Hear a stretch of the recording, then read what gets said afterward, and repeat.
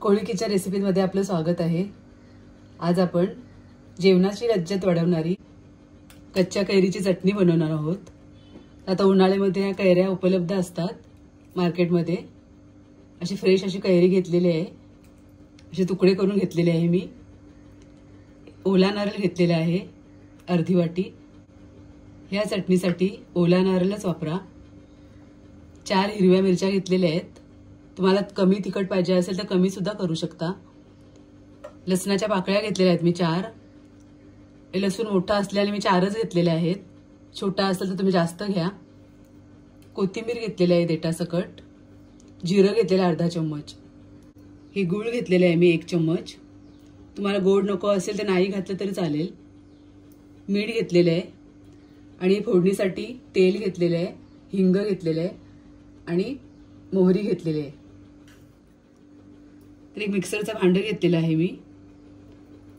तर सगळे साहित्य आपण घेऊया। कैरी घालते, खोबरं, मिरच्या, लसूण, जिरं,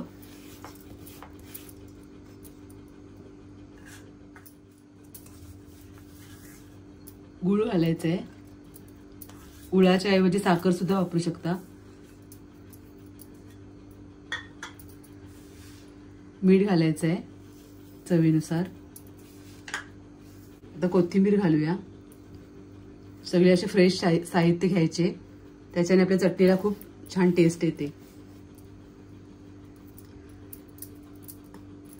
आधी पहिले पाणी नाही घालायचं, आधी असं सुक्कच वाटून घ्यायचं आणि नाही जर वाटली तरच आपण पाणी वापरायचं। आणि एकदम बारीक नाही वाटायचं, थोडं जाडसर वाटून घ्यायची आहे चटणी। तर अशा प्रकारे आपण ही चटणी वाटून घेतलेली आहे। ही चटणी अशी सुक्कीच असते, ह्याच्यामध्ये जास्त पाणी नसते। अशी खडबडीत वाटून घ्यायची आहे, एकदम बारीक वाटायची नाही। ते काढून घेऊया आपण एका भांड्यामध्ये। आता एका भांड्यामध्ये मी चटणी काढून घेतलेली आहे। आपण फोडणी करूया। ह्या चटणीला फोडणी नसली तरी सुद्धा छान लागते। फोडणीचं भांडे मी गरम करायला ठेवलेले आहे। त्याच्यामध्ये मी 1 चम्मच तेल टाकते।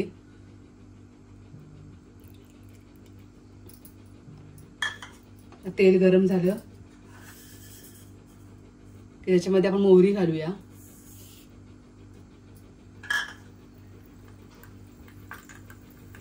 मोहरी तडतडून द्यायची चांगली। गॅस बंद करायची, मग हिंग घालायचं। बघा, आता ही गरम गरम फोडणी आपण या चटणीवरती टाकून घेऊया।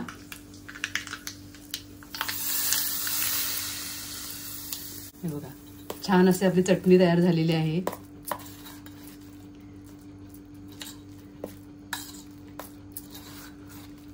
तर माझ्या साध्या सोप्या रेसिपी आवडत असतील तर आपल्या रेसिपीला नक्की लाईक करा, आपल्या फ्रेंड्ससोबत शेअर करा आणि आपल्या चॅनलला कोणी सबस्क्राईब केले नसेल त्यांनी नक्की सबस्क्राईब करा। धन्यवाद।